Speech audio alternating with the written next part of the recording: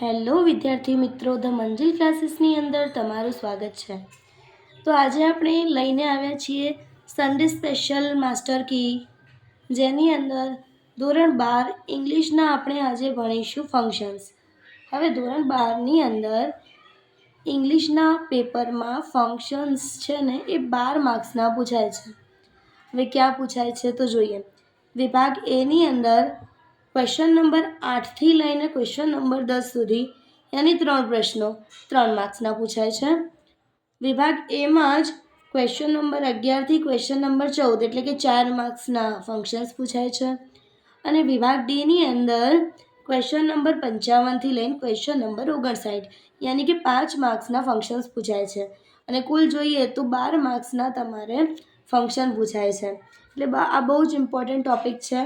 હવે જેના આપણે આજે ફક્ત ને ફક્ત આના 5 ફંક્શન્સ જોઈશું. 5 ફંક્શનની શોર્ટ કી જોઈશું કે તમને ધારો કે અંગ્રેજી વાંચતા નથી આવડતું કે અંગ્રેજીનું ગુજરાતી કરવામાં તકલીફ થાય છે, તો તમારે ફક્ત ને ફક્ત આ જે મેં જે કી લખાઈ છે, આ માસ્ટર કી, એ કી જોઈને તમે તમારો જવાબ શોધી શકો છો.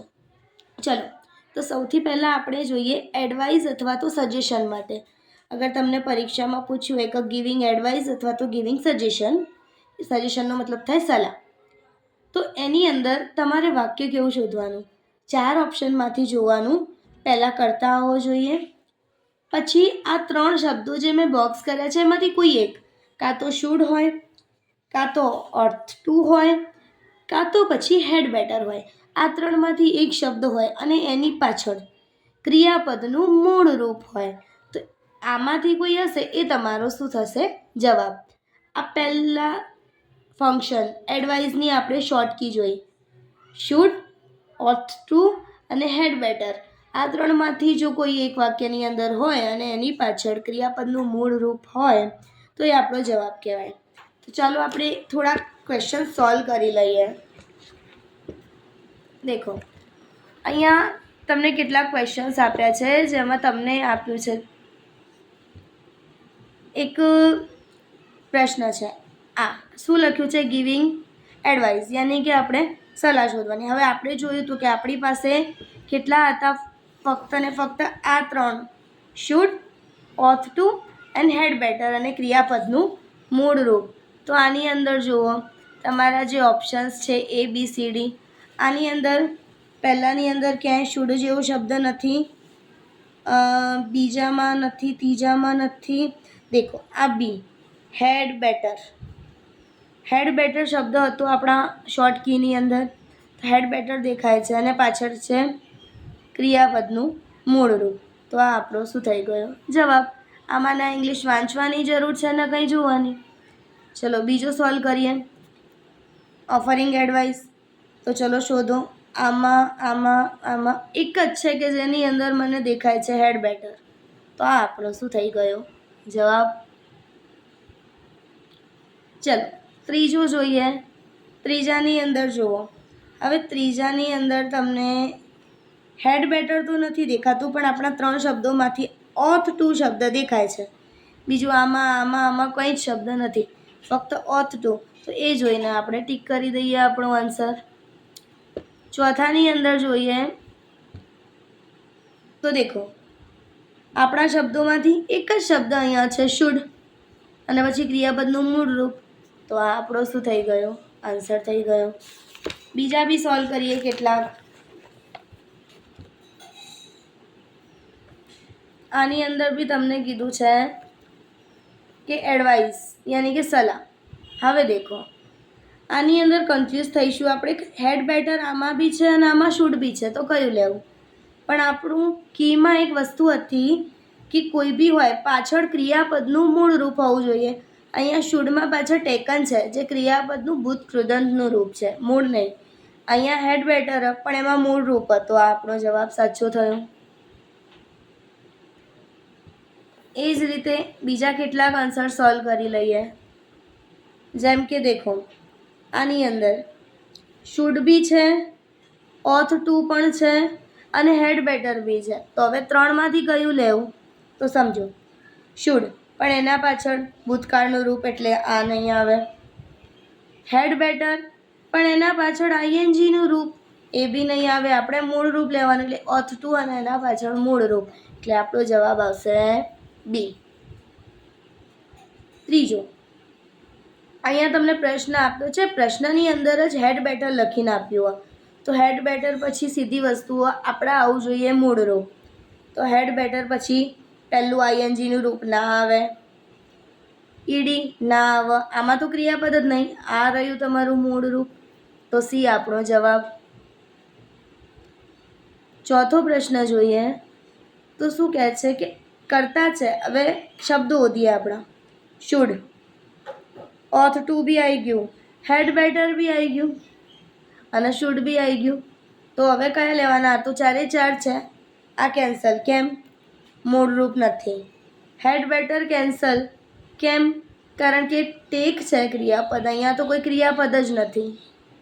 ત્રીજું, શુડ છે પણ આપણે નોટ નથી લેવાનું પાછળ, આપણે તો ખાલી મૂળ રૂપ જ લેવાનું, તો આપણો જવાબ આવશે એ, શુડ ટેક. ચોથું જુઓ, ચોથાની અંદર હેડ ઓલરેડી આપી દીધું હોય, તો ક્યાંથી ચાલુ થશે? બેટરથી.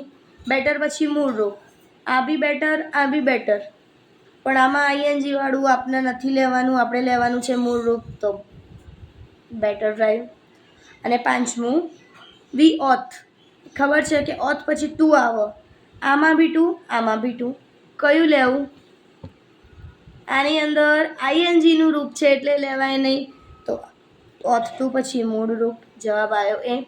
બસ આ આપણું હતું પહેલું ફંક્શન, જે આ ત્રણ શબ્દો જોઈને તમે શોધી શકો છો. ચાલો તો હવે આપણે ભણીએ બીજું ફંક્શન, જેનું નામ છે મેનર ઓફ એક્શન અથવા શોઈંગ મેનર બી કહી શકાય. જો હવે આના માટે તમારે ફક્ત ને ફક્ત બે જ વસ્તુ યાદ રાખવાની, કે પહેલાં કોઈ કરતા હશે, પછી ક્રિયાપદનું મૂળ રૂપ હશે, પછી એઝ હશે કાં તો લાઈક હશે, બંનેમાંથી કોઈ એક, પાછો એના પછી બીજું કરતા હશે અને ક્રિયાપદનું મૂળ રૂપ હશે, યાની કે બે કરતા થાય, બે ક્રિયાપદ થાય, અને એ બંનેની વચ્ચે એઝ હોય અથવા તો લાઈક હોય, તો એ જવાબ આપણે જોયા વગર જ ટીક કરી દેવાનો છે. ચલો આપણે કેટલાક આના સોલ્વ કરીએ ક્વેશ્ચન્સ. દેખો, જેમ કે તમને અહીંયા આપ્યું છે મેનર, શોઈંગ મેનર, આ આપણી પાસે આટલા બધા આન્સર્સ છે. હવે દેખીએ આન્સર શું લખીશું. લાઈક અને એઝ હોવું જોઈએ, એઝ છે અહીંયા, પાછળ કંઈ જ નથી, તો આ કેન્સલ, આમાં તો એસ છે જ નહીં, આમાં લાઈક પણ છે અને આમાં એસ પણ છે, બંને સેમ, તો ચલો કરતા આવી ગયું, ક્રિયાપદનું મૂળ રૂપ આવી ગયું, લાઈક. હવે જુઓ અહીંયા ક્રિયાપદ શું છે? એક્ટ, યાની કે કંઈક કરવું, તો અહીંયા બી ક્રિયાપદનું બીજું રૂપ એક્ટ, આ તો હીરો, આ ક્રિયાપદ નથી, ક્રિયાપદ બીજો આ થયો છે આપણો, તો બંને ક્રિયાપદ પણ હોવા જોઈએ, એટલે બંને ક્રિયાપદ દેખાય છે, તો ત્યાં આપણું શું જવાબ આવશે? આપણું અહીંયા જવાબ આવશે સી. ક્લિયર? ચલો બીજું જોઈએ મેનર. આપણા શબ્દો શોધીએ, તો આપણા જે શબ્દો છે એ છે એઝ, આમાં પણ છે, લાઈક આમાં પણ છે, અને એઝ આમાં પણ છે. ચલ, કરતા ક્રિયાપદનું મૂળ રૂપ, એઝ આવી ગયું, કરતા, પણ આ તો ભૂતકાળ થઈ ગયું, ભૂતકાળ નથી લેવાનું આપણે, આમાં તો ક્રિયાપદ જ નથી, તો આપણી પાસે આપણો જવાબ આવશે ડી, કરતા મૂળ રૂપ એઝ, ફરીથી કરતા અને ફરીથી મૂળ રૂપ. ત્રીજો સોલ્વ કરીએ. આપણો શબ્દ શોધો, આમાં તો સિમ્પલ એક જ શબ્દ આપ્યો છે એઝ, એટલે આ આપણો જવાબ આવી ગયો. ચોથો, ચોથાની અંદર પણ દેખીએ, આપણે આપણા શબ્દો શોધીએ એઝ અથવા લાઈક, તો આની અંદર લાઈક છે, આની અંદર બી લાઈક છે, આ તો એઝ ઇફ તો લેવાનું જ નહીં એટલે જવા દો. હવે આ બંનેમાં જુઓ, કરતા ક્રિયાપદનું મૂળ પણ બીજો ક્રિયાપદ નથી ને, આમાં જુઓ કરતા પણ છે, ક્રિયાપદ પણ છે,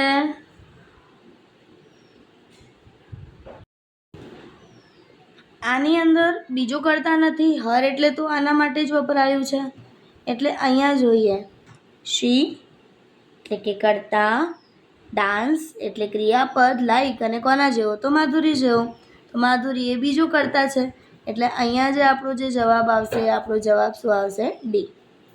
આગળના સોલ્વ કરીએ. અહીંયા તમને ઓલરેડી કર્તાને ક્રિયાપદ આપી દીધું હોય અને આપણું એસથી ચાલુ થાય છે, ચારે ચાર એસથી ચાલુ થાય. આ ઇફવાળું કેન્સલ, બે એઝ વાળા કેન્સલ. ચલો અહીંયા ક્રિયાપદ પણ છે. હવે અહીંયા જુઓ, અહીંયા આપણું ક્રિયાપદ શું હોય? કાઉન્ટ્સ. તો અહીંયા બીજો ક્રિયાપદ બી એના જેવો જ હોવો જોઈએ. આ તો મની, આ તો પૈસા છે, એટલે અહીંયા આપણો ક્રિયાપદ આવ્યો કેશિયર્સ, મૂળરૂપ.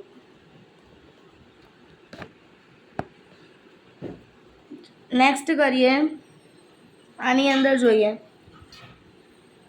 ક્રિયાપદનું મૂળરૂપ. આના પાછળ કોઈ ક્રિયાપદ નથી એટલે આ નહીં આવે. આની પાછળ ભૂતકાળ આવી ગયું, આ નહીં આવે. એઝ રન્સ, રન્સ રન્સ મૂળરૂપ અને એસ પણ આવી ગયું એટલે આ આપણો આન્સર. નેક્સ્ટ જોઈએ અવર ક્લાસ ટીચર. ભાઈ આની અંદર બી આપણે આપણા શબ્દો શોધી લઈએ. એઝ લાઈક પણ છે, પણ આ ગુડ ફ્રેન્ડ કોઈ ક્રિયાપદ નથી. અહીંયા એક ક્રિયાપદ, આ બીજું ક્રિયાપદ, એટલે આપણો આન્સર આવશે એ. અને લાસ્ટવાળું આપણે સોલ્વ કરીએ તો દેખો આ બંને તો આવશે જ નહીં. આ એઝ વાળું બી નહીં, એક જ મળ્યું એઝ અને ક્રિયાપદવાળું રૂપ ડી. તો આ આપણો આન્સર થઈ ગયો. હવે આપણે જોઈએ આપણું ત્રીજું ફંક્શન જે છે હેબિટ્યુઅલ એક્શન ઇન પાસ્ટ, યાની કે ભૂતકાળની ટેવો. આની અંદર તમારે બે શોર્ટ કીઓ યાદ રાખવાની. એક કરતાં પછી યુઝડ ટુ આવે તો ક્રિયાપદનું મૂળ રૂપ હોવું જોઈએ. અને અગર કરતાં પછી એમ ઇઝ આર કોઈ હોય, એમ ઇઝ આર વોઝ વેરમાંથી કોઈ હોય અને યુઝડ હોય, ટુ નહીં, યુઝડ ટુ હોય તો મૂળ રૂપ, પણ ઓનલી યુઝડ છે અને એની આગળ આમાંથી કોઈ શબ્દ છે અને તો પાછળ આઈએનજી વાળું રૂપ હોવું જોઈએ, તો જ આપણો જવાબ સાચો. યાની યુઝડ ટુમાં મૂળ રૂપ અને એકલું યુઝડ હોય જેની સાથે એમ ઇઝ આર વોઝ વેર કોઈ હોય તો આઈએનજી વાળું રૂપ જોઈને આપણે જવાબો ટીક કરવાના છે. આપણે એક કામ કરીએ, થોડાક ક્વેશ્ચન સોલ્વ કરી લઈએ. આ રહ્યું હેબિટ્યુઅલ પાસ્ટ એક્શન. આની અંદર શોધીએ. યુઝડ જોવાનું છે, એક બી માં નથી સિવાય આના યુઝડ ટુ. વાત ખતમ. હવે આમાં જુઓ, આમાં બી યુઝડ છે, આમાં બી યુઝડ, પણ યુઝડ ટુ હોય તો એના પછી ક્રિયાપદનું કેવું રૂપ? મૂળ, ઈડીવાળું નહીં, એટલે આપણો આન્સર આવ્યો બી. ચલો તો હવે આપણે જોઈએ ત્રીજું ફંક્શન, મતલબ કે ત્રીજું સોલ્વ કરીએ. યુઝડ ટુ જોવાનું છે. આ યુઝડ ટુ પણ ઈડીવાળું નથી લેવાનું, આઈએનજી પણ નથી લેવાનું.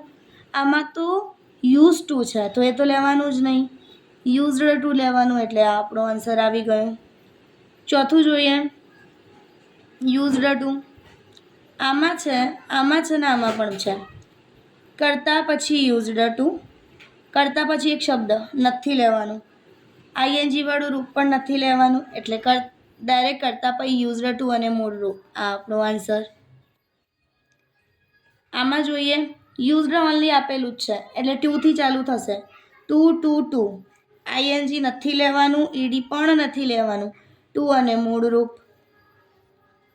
અહીંયા બી જોઈએ તો યુઝડ ટુ ભૂતકાળનું રૂપ નથી લેવાનું, ભૂતકાળનું રૂપ નથી લેવાનું, આઈએનજી પણ નથી લેવાનું, યુઝડ ટુ અને મૂળ રૂપ, જે આપણો જવાબ.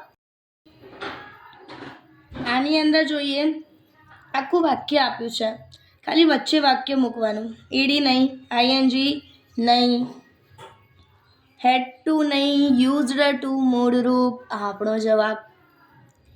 આમાં હેલ્પડ નહીં, આઈએનજી નહીં, ગેટઅપ તો લેવાનું જ નથી, યુઝડ ટુ પછી મૂળ રૂપ.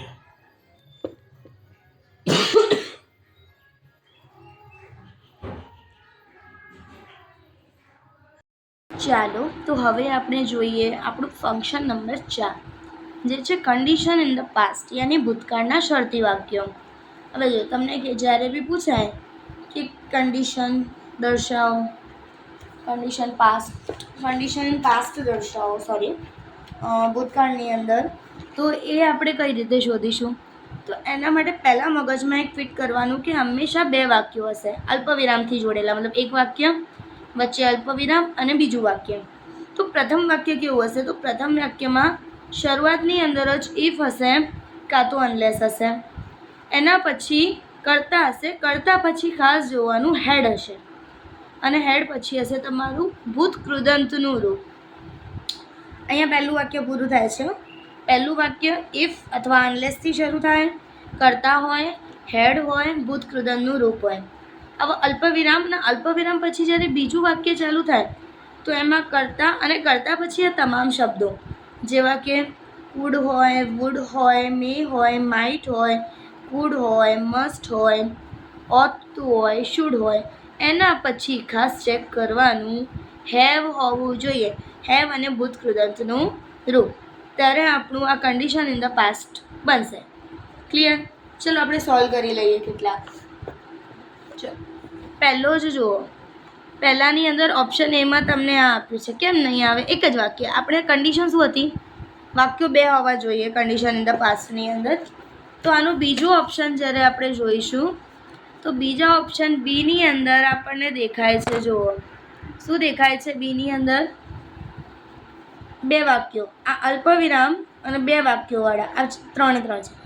ઇફથી શરૂ થતું હોય અથવા અનલેસથી શરૂ થતું હોય તો આ બંનેમાંથી એક હશે. એના પછી કરતા આવવો જોઈએ, કરતા આવે છે. એના પછી હેડ હોવો જોઈએ, આમાં તો છે જ નહીં, તો હેડ. આ આપણો આન્સર થઈ ગયો. બીજાની અંદર જોઈએ ઇફ અને અનલેસવાળા. ચલો ઇફ અનલેસ છે, ઇફ છે, કયું લઈશું? ઇફ પછી કરતા કરતા કરતા, પણ હેડ જોવાનું છે. ક્યાં ગયું હેડ? આ હેડ. વાત ખતમ. ત્રીજો જોઈએ ઇફ. ઇફ બે ઇફવાળા છે, ઇફ પછી છે કરતા, કરતા પછી હેડ, આમાં નથી, તો આપણો આન્સર થયો. ફોર્થની અંદર જોઈએ તો દેખો ફોર્થની અંદર ઇફ બે થયા ઇફવાળા, એના પછી કરતા કરતા હેડ ક્યાં છે? આવી રહ્યું હેડ, આ આપણો આન્સર. ફિફ્થની અંદર જોઈએ ઇફ બી છે, અનલેસ છે, ઇફ છે, ઇફ છે, ચારે ચાર. તો એના પછી જુઓ ધ ડૉક્ટર કરતા, ધ ડૉક્ટર કરતા, ધ ડૉક્ટર કરતા કરતા હેડવાળા જોઈએ, આમાં નથી, તો આ તો કેન્સલ જ થઈ ગયું. આમાં પણ હેડ છે, આમાં પણ હેડ છે, આમાં પણ હેડ છે. તો હવે શું કરવાનું? તો હવે બીજું વાક્ય જોવાનું કે બીજા વાક્યની અંદર આપણે જોયું હતું કે કરતા હોવું જોઈએ, કરતા પછી કુડવાળો શબ્દ અને હેવ. હેવ આમાં બી છે, હેવ આમાં બી છે, પણ આમાં શું હોય? કેન તો કયું રૂપ થાય? વર્તમાન. આપણે કુડવાળા વાક્યો કે કુડ વુડ મે માઇટ કીધું હતું, તો આ કુડ અને એની સાથે થયું હેવ, તો આપણો આન્સર આવશે સી. એ જ રીતે એના નીચેના બીજા સોલ્વ કરીએ. હવે આની અંદર તમને ઉપરનું અડધું વાક્ય આપી દીધું હોય હેડવાળું, યાની આપણે બીજું વાક્ય શોધવાનું છે. તો બીજા વાક્યની કન્ડિશન શું હતી કે કુડ પછી અથવા વુડ હોય એના પછી હેવ આવવું જોઈએ, તો આ એકલામાં હેવ છે, તો આપણો આન્સર આવી ગયો સી. નેક્સ્ટ જોઈએ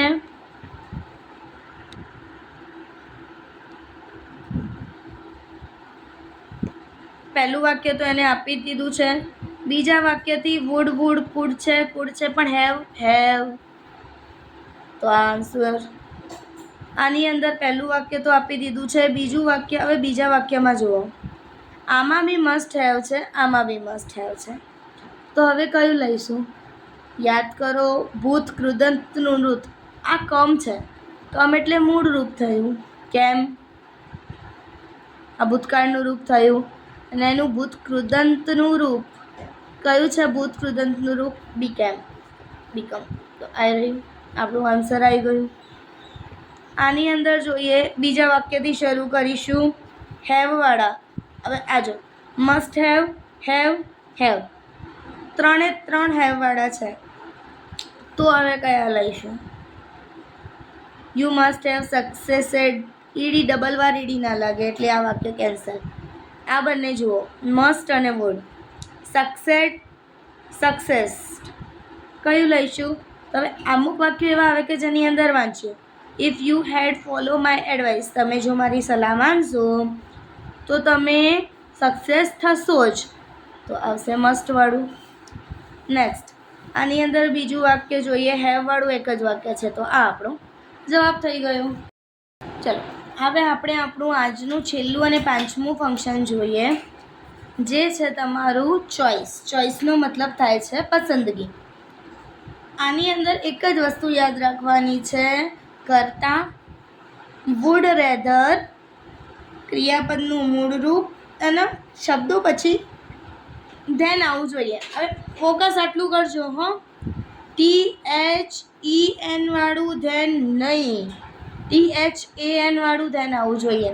વુડ રેધર, ક્રિયાપદનું મૂળ રૂપ અને THAN વાળું ધેન આવવું જોઈએ. તો આપણે એના માટે કેટલાક ક્વેશ્ચન સોલ્વ કરી લઈએ. અહીંયા આપ્યા છે તમને કેટલાક ક્વેશ્ચન, દેખીએ.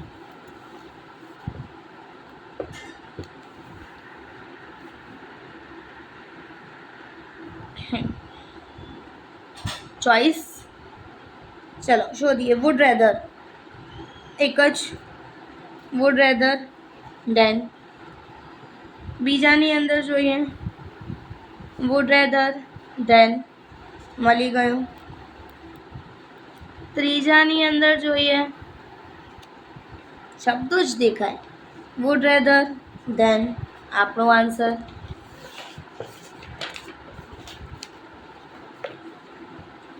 કેટલાક બીજા છે મારી પાસે, દેખીએ. વુડ તો આમાં બી છે પણ રેધર નથી ને, વુડ રેધર, ધેન આની અંદર વુડ રેધર ઓલરેડી ક્વેશ્ચનમાં આપ્યું છે, તો આપણે હવે જોઈશું ધેનવાળું વાક્ય. ધેનવાળું ક્યાં છે? આવી રહ્યું ધેન. બીજા એક બીમાં ધેન નથી, તો આપણો આન્સર. વુડ રેધર ઓલરેડી આપી દીધું છે, ધેન. હવે જુઓ, આવ્યું ને કન્ફ્યુઝન, THEN વાળું ધેન કે THAN વાળું? તો આપણે જોયું હતું કે THEN નથી લેવાનું, THAN વાળું ધેન.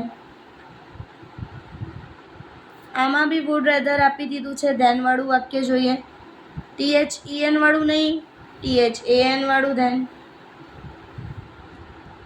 વુડ રેધર આપી દીધું છે, ધેન શોધીએ, ધેન આ રહ્યું આપણું ધેન, તો આપણો આન્સર. વુડ રેધર ઓલરેડી આપી દીધું છે, ખાલી ધેન જોઈએ, THAN વાળું ધેન. આવી ગયા આન્સર. તો આ હતા તમારા 5 ફંક્શન્સ.